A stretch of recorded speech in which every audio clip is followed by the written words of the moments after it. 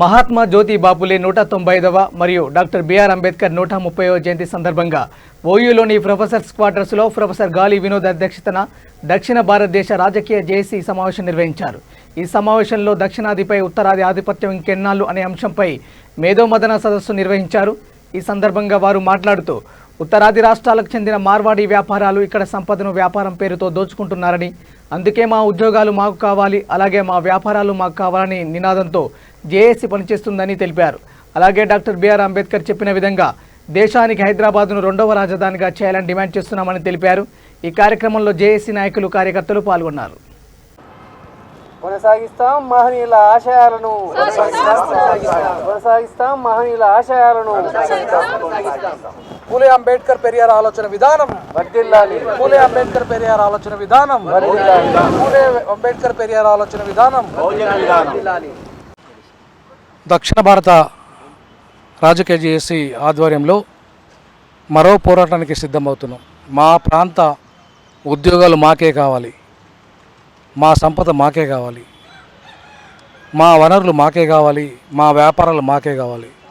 తెలంగాణ స్ఫూర్తితో ఏ ఉద్యమం అయితే కొనసాగిందో ఆంధ్ర వాళ్ళ దోపిడీ విధానాలకు, అలాగే ఉత్తరాది దోపిడీ విధానాలకు వ్యతిరేకంగా దక్షిణాది రాజకీయ జేఏసీ ఏర్పాటైంది.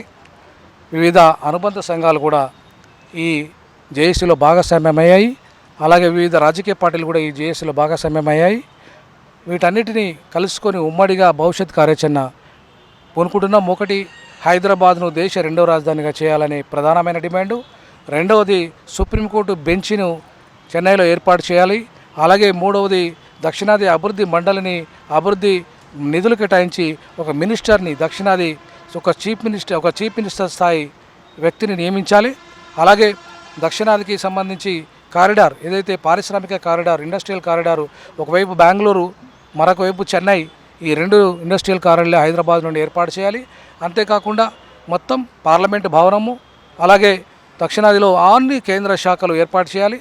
అలాగే మాకు రావాల్సిన వాటా ఏవైతే ఉందో అది ప్రధానమంత్రి పోస్టు కావచ్చు, కేంద్ర మంత్రి పోస్టు కావచ్చు, అలాగే మాకు ఏ పోస్ట్ అయినా సరే మాకు రావాల్సిన వాటాను మేము ఖచ్చితంగా డిమాండ్ చేస్తాము.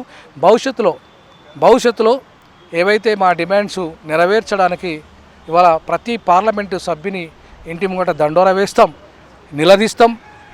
మా హక్కుల్ని కాపాడకపోతే వాళ్ళని నిలదీసి అయినా సరే మేము సాధించుకుంటాం. ఇది ప్రజాస్వామ్యంలో మా హక్కని ఈ సందర్భంగా తెలియజేస్తాం.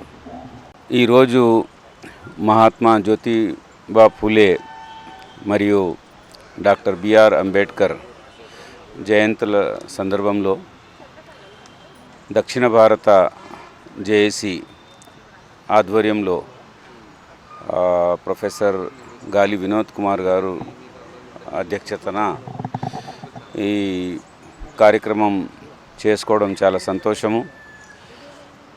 ఈ కార్యక్రమం ద్వారా అసలు ఇంతవరకు 70 ఏండ్ల డెమోక్రటిక్ ఇండియాలో, ప్రజాస్వామ్య ఇండియాలో ముఖ్యంగా దక్షిణ భారతానికి జరిగినటువంటి నష్టాలు ఏంటివో, మరి ఇప్పుడు ఉన్నటువంటి డిమాండ్స్ ఏంటివో అన్ని విషయాలను క్లుప్తంగా చెప్పడం జరిగింది. వాటి సాధన కొరకు ఇది ఒక ప్రిలిమినరీస్గా జరుపుకుంటున్నటువంటి సందర్భాలు. ఇక ముందు ఏ విధంగా అయితే ఆనాడు 69లో తెలంగాణ అన్యాయానికి ఎదురుతిరిగి నిలబడిందో, మరి అది సాగిస్తూ మొన్న 7 సంవత్సరాల పూర్వము ఏ విధంగా అయితే మనం సెపరేట్ తెలంగాణను సాధించుకున్నామో, మన నిధులను, మన ఉద్యోగాలను, మన సంబంధిత రిసోర్సెస్ను కాపాడుకోవడానికి, వినియోగించుకోవడానికి, అదేవిధంగా మొత్తం దక్షిణ భారతానికి సంబంధించినటువంటి ఉద్యోగాలు, నియామకాలు, నిధులు అన్నీ కూడా ఉపయోగించుకోవడానికి మరోసారి ఈ ఉద్యమము ఏర్పాటు కావడం జరిగింది. ఇది ఉధృతం దలుచుకుంటుంది. కాబట్టి అటు కేంద్రము, ఇటు అన్ని రాష్ట్రాలు కూడా సన్నద్ధమై దీనికి కావలసినటువంటి చర్యలు తీసుకొని ఎంత తొందరగా అయితే అంత తొందరగా ఈ డిమాండ్స్ను వాళ్ళు యాక్సెప్ట్ చేసి ప్రకటించాలని కోరుకుంటున్నాం.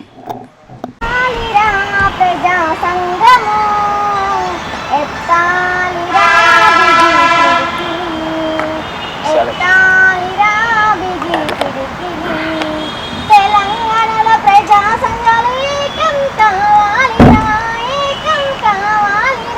రాజ్యాంగ పరిరక్షణ ధ్యేయంగా కదలిరా ధ్యేయంగా కదలిరా కదలాలిరా ప్రజా సంఘము ఎత్తాలిరా బిగి పిడికిలి ఎత్తాలిరా బిగి పిడికిలి ఎన్నాళ్ళని ఎన్నేళ్ళని అవమానాలు మనకురా చల్లదిగా చల్లదని ఎగిరి దూకి పోరురా కదలాలిరా ప్రజా సంఘము ఎత్తాలిరా బిగి పిడికిలి తత్తి అరవరా పోర్కేట వేయరా కథం తొక్కి నడవరా కలిసి కటక నడవరా కథం తొక్కి నడవరా కలిసి కటక నడవరా అరే ఓటు మావే సీటు మావే అధికారం మనదేనని అధికారం మనదే తొంతత్తి అరవరా పోర్కేట వేయరా కథం తొక్కి నడవరా కలిసి కటక నడవరా కదలాలిరా ప్రజా సంఘము ఎత్తాలిరా బిగి పిడికిలి ఎత్తాలిరా బిగి పిడికిలి అందరికీ శుభాకాంక్షలు. మొదటి సామాజిక విప్లవకారుడు మహాత్మా జ్యోతిరావు పూలే ఆయన జన్మదిన శుభాకాంక్షలు. అలాగే మనము ఏప్రిల్ 14 నేను ఉండట్లేదు కాబట్టి ఆ రోజు శ్రీ వెంకటేశ్వర యూనివర్సిటీ వాళ్ళు అంబేద్కర్ జయంతి చీఫ్ గెస్ట్గా పిలిచారు. ఆ లెక్చర్ స్పెషల్ లెక్చర్ ఇచ్చిన కోసం అక్కడికి వెళ్తున్నాం కాబట్టి ఆ కార్యక్రమం కూడా ఈరోజే చేయాలని చెప్పేసి వారిది 130వ జయంతి కార్యక్రమాన్ని కూడా మీ అందరికీ జయంతి శుభాకాంక్షలు తెలియజేస్తాం. ఇది కాకుండా మేము దక్షిణాది రాష్ట్రంకు కీలక రాష్ట్రమైన తమిళనాడులో ఒక వారం రోజులు ఎన్నికల ప్రచారానికి వెళ్ళాం. డిఎంకే కూటమి ఎందుకు ఓట్లేయాలి, ఎందుకు గెలిపించాలి అని చెప్పేసి మేము చాలా సుదీర్ఘంగా చర్చించి దక్షిణ భారత రాజకీయ దేశం నుండి సుదీర్ఘంగా చర్చించి మేము నిర్ణయం తీసుకొని ఎట్టి పరిస్థితుల్లో బీజేపీని అక్కడ గెలవనీయకుండా చేయడం, బీజేపీ కూటమిని ఎట్టి పరిస్థితుల్లో గెలవకుండా చేయడమే ఒక లక్ష్యంగా. ఎందుకు బీజేపీని గెలవనీయద్దు అనేది చాలా మందికి తెలవాల్సిన అవసరం ఉంది. ఇలా మహాత్మా జ్యోతిరావు పూలే మొదటి నుండి హిందుత్వానికి, హిందుత్వం అంటే ఏదో మన హిందూ మతం గురించి కాదు. హిందూ మతం మనమంతా ఆది హిందువులమే. కానీ ఎవరైతే మతం పేరు మీద ఆధిపత్యం చేయాలి, ఎవరైతే కులం పేరు మీద ఆధిపత్యం చేయాలి, ఎవరైతే ప్రాంతం పేరు మీద ఆధిపత్యం చేయాలి, ఈ దేశాన్ని ఎవరైతే పూర్తిగా ప్రైవేట్ వ్యక్తులకు అమ్మేయాలనుకుంటున్నారు, ఆదానికి ఉత్తర భారతదేశాన్ని, అంబానికి ఉత్తర భారతదేశాన్ని, ఆదాని దక్షిణ భారతదేశాన్ని పూర్తిగా అమ్మేయడం. అంత చేయగలిగిపోతే రిజర్వేషన్లు ఉన్నాయి. ప్రైవేటు రంగంలో రిజర్వేషన్లు ఉండవు. రిజర్వేషన్ ఉండకపోతే నాలాంటోడు ఇక్కడ ఉన్న వాళ్ళు ఎవరు కూడా ఉద్యోగాలు వచ్చే పరిస్థితి లేదు. రేపు మీ పిల్లలు కూడా ఉద్యోగాలు వచ్చే పరిస్థితి లేదు. ఎవరైతే మీ పిల్లల్ని మీరు చదివిస్తున్నారో కష్టపడి, మరి వాళ్ళ పిల్లలు ఏదో కూలినాలు చేసి కష్టపడి చదివిస్తున్నారు మీ పిల్లలంతా. మరి మీ పిల్లలకి రిజర్వేషన్ లేకపోతే ఉద్యోగం లేకపోతే ఏంటి వాళ్ళ పరిస్థితి? వాళ్ళు ఆత్మహత్యలు చదువు చేసుకోవడం ఒకటి పరిష్కారం, లేదంటే అడక తినడం. ఈ రెండే పరిష్కారాలు. మరి ఇట్లాంటి పరిస్థితి నుండి దేశాన్ని కాపాడాలి, ఇట్లాంటి పరిస్థితుల నుండి ఈ రాష్ట్రాన్ని కాపాడాలి, ఈ హైదరాబాద్ని కాపాడాలి. కాబట్టి ఏం చేయాలి మనం? ఎవరైతే అన్ని మతాలను సమానంగా గౌరవిస్తారు, రాజ్యాంగం ఎట్లయితే చెప్పినట్టు రాజ్యాంగ ప్రకారంగా అన్ని మతాలని, అన్ని కులాలని, అన్ని ప్రాంతాలని సమానంగా గౌరవించే వ్యక్తులు ఎవరైతే ఉంటారో, పార్టీలు ఎవరైతే ఉంటారో వాళ్ళని మాత్రమే సపోర్ట్ చేయాలి, వాళ్ళని మాత్రమే అధికారంలో తీసుకురావాలని చెప్పేసి నిర్ణయించి అన్ని మతాలను సమానంగా గౌరవించే సెక్యులర్ కూటమి ఏదైతే డిఎంకే రూపంలో అక్కడ పోరాటం చేస్తుందో ఆ కూటమికి మద్దతుగా వారం రోజులు కష్టపడి ఎండల్లో బాగా ఎండ ఉంది అక్కడ. ముఖ్యంగా అరకోణం అనే కాన్స్టిట్యున్సీలో అయితే విపరీతమైన ఎండ.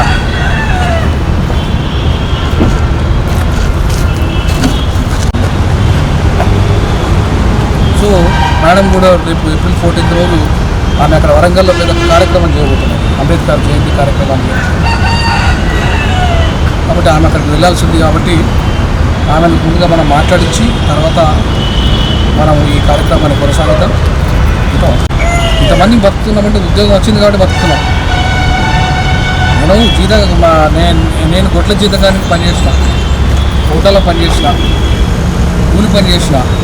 మరి ఇట్లాంటి నాకు ప్రభుత్వ ఉద్యోగం రావాలంటే ఎట్లా వస్తుంది రిజర్వేషన్ లేకుండా?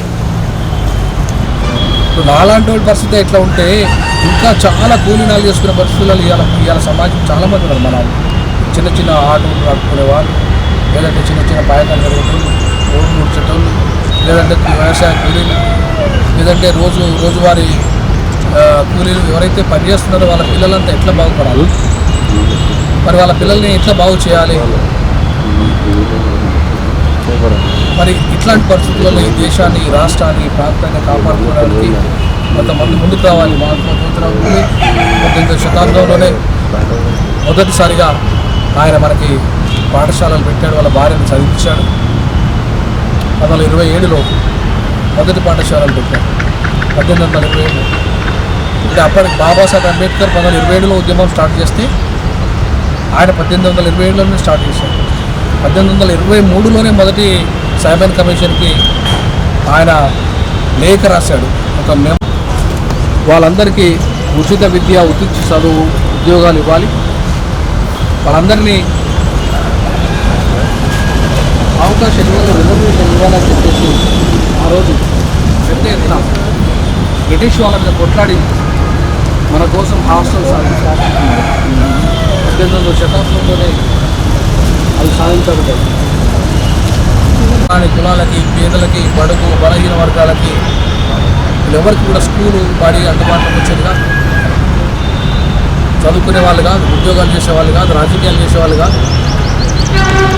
మరి ఆయన శిష్యుడైన అంబేద్కరు ఆయన చనిపోయిన వరకు ఈయన పుట్టాడు. మహాత్మా జ్యోతిరావు పూలే చనిపోయిన వరకు పుట్టాడు. ఈయనకు ఆయనకు చాలా తేడా, 10 ఏళ్ళ ఉద్యమం తేడా కూడా ఉంది. అయినా సరే ఆయన చూడకపోయినా సరే నా గురువు మహాత్మా జ్యోతిరావు పూలే అని ప్రకటించుకున్నాడు. ఈరోజు మనమంతా బీసీలని, ఇతర కులాలని, ఇలా బాలని మాదిగని ద్వేషించే పరిస్థితి, ఇలా పక్క రంగాలు చాకల్ని ద్వేషించే పరిస్థితి, ఇతర కులాలని ద్వేషించే పరిస్థితి, ముస్లింలలో సయ్యదులని, అత్రాసులని, ఇట్లా వాళ్ళ తేడాలు, ఇట్లా అనేక రకాల తేడాల మధ్యలో మన సమాజం. ఇట్లాంటి సమాజంలో మరి సమత, స్వేచ్ఛ, సమానత్వము, సౌమృతత్వము, సామాజిక, ఆర్థిక, రాజకీయ న్యాయం కావాలి అందరికీ అని చెప్పి మొట్టమొదటిసారిగా ఈ దేశంలో ఎవరైనా మాట్లాడారంటే ఆయన మహాత్మా జ్యోతిరావు పూలే. ఆయన మాటల్ని రాజ్యాంగ రూపంలో పొందుపరచారంటే డాక్టర్ బాబాసాహెబ్ అంబేద్కర్. వీరిద్దరు లేకపోతే మన బతుకులు లేనేలేదు. వీరితో పాటు పెరియార్ అనే ఒక నాయకుడు మనకు ఈ దక్షిణాదిలో కనపడతాడు. పెరియారు నిజంగానే పెరియార్ ఎంత గొప్ప నాయకుడు అంటే నాకు ఈ మధ్యకాలంలో బాగా ఆయన గురించి చదువుతున్నాను. అంతకుముందు ఎక్కువ పూలే, అంబేద్కర్ గురించి చదవడం చేశాను. బట్ ఈ మధ్యకాలంలో పెరియారు చదివిన తర్వాత నాకు స్పష్టంగా అర్థమైంది ఏంటంటే ఈ దేశంలో 18వ శతాబ్దంలో మహాత్మా జ్యోతిరావు పూలే ఏ ఉద్యమం అయితే చేశాడో ఆ ఉద్యమానికి ఫలితాలు అందించింది మొదటిసారిగా 1921లో పెరియార్ రామస్వామి నాయక్. పెరియార్ రామస్వామి నాయక్ జస్టిస్ పార్టీ రూపంలో అధికారాన్ని తీసుకొచ్చాడు. అప్పటికి అంబేద్కర్ గారు స్టూడెంట్ మాత్రమే. అంబేద్కర్ గారు ఆయన పిహెచ్డీ చదువుతుంది, లండన్ స్కూల్ ఆఫ్ ఎకనామిక్స్లో ఆయన పిహెచ్డీ చేస్తున్నారు. అప్పటికే మన దక్షిణాదిలో పెరియార్ నాయకత్వంలో అధికారంలోకి వచ్చాం. తమిళనాడు ప్రాంతంలో జస్టిస్ పార్టీ రూపంలో ప్రెసిడెన్సీ, మద్రాస్ ప్రెసిడెన్సీలోనే వచ్చాం. అప్పటికి మనకు స్వతంత్రం రాలేదు, అప్పుడే ఆయన కమ్యూనల్ జీవనామలు చేశారు. అప్పుడే శూద్రులకు, అతి శూద్రులకు రిజర్వేషన్లు 69% అమలు చేశారు వాళ్ళు. అంటే స్వతంత్రం రాకముందే మనకు రిజర్వేషన్లు ఉన్నాయి. బ్రిటిష్ కాలంలో రిజర్వేషన్లు ఉన్నాయి, రిప్రజెంటేషన్స్ ఉన్నాయి. ఉన్న రిజర్వేషన్లు, బీసీల రిజర్వేషన్లు స్వతంత్రం వచ్చినాక తీసేసారు. ఉన్న రిజర్వేషన్లు, మైనార్టీల రిజర్వేషన్లు స్వతంత్రం వచ్చినాక తీసేసారు. మరి ఇట్లాంటి దుర్మార్గమైన పరిపాలన కాంగ్రెస్ రూపంలో ఈ దేశాన్ని ముఖ్యంగా ఉత్తరాది పార్టీ అయిన కాంగ్రెస్ పార్టీ ఈ దేశాన్ని సుదీర్ఘకాలంగా పరిపాలన చేసేస్తుంది. రిజర్వేషన్లు బీసీలకు రాకుండా అడ్డుపడ్డారు. ఇవాళ 95 వరకు రిజర్వేషన్లు రాలేదు. బీసీలకు 95 వరకు రిజర్వేషన్ రాలేదు. 90లో రిజర్వేషన్ల కాన్సెప్ట్ వచ్చినప్పటికీ 93లో దాన్ని అమలు చేయాలని అన్నప్పటికీ 95లో మాత్రమే అమలైంది. అంటే ఎప్పుడు స్వతంత్రం వచ్చింది, ఎప్పుడు బీసీలకు రిజర్వేషన్ వచ్చింది? అసలు బీసీలకు రిజర్వేషన్లు 2002లోనే వచ్చాయి. ఛత్రపతి షాహు మహారాజ్ పీరియడ్ 2002లోనే అమలయ్యాయి. అంతకంటే ముందు బ్రిటిష్ కాలంలో అమలయ్యాయి. మరి అట్లాంటి బీసీలకి రిజర్వేషన్లు తీసేసింది ఎవరు? పెద్ద మనిషి సనావుల్లా ఖాన్, మా బామ్మర్ది బైరాగి గారు, పరశురాజు గారు, ఇంకా చాలామంది షేక్ షావాలి గారు, అనేక మంది ప్రముఖులు ఇక్కడికి వచ్చారు. తలుకు బెలుకు రాళ్ళు తట్టెడైనా అని నాణ్యమైనవి 4 అయినా చాలు అని పెద్దలు చెప్పారు. ఇక్కడ ఎంతమంది వచ్చారని కాదు, వచ్చిన వాళ్ళు ఎవరనేదే ముఖ్యం. ఇవాళ ఇక్కడ మనం జరుపుకుంటున్న సభ మహాత్మా జ్యోతిరావు పూలే అలాగే అంబేద్కర్ జయంతి ఉత్సవాల్ని జరుపుకున్నాం సంయుక్తంగా. దానికి కారణం చెప్పారు వినోద్ గారు.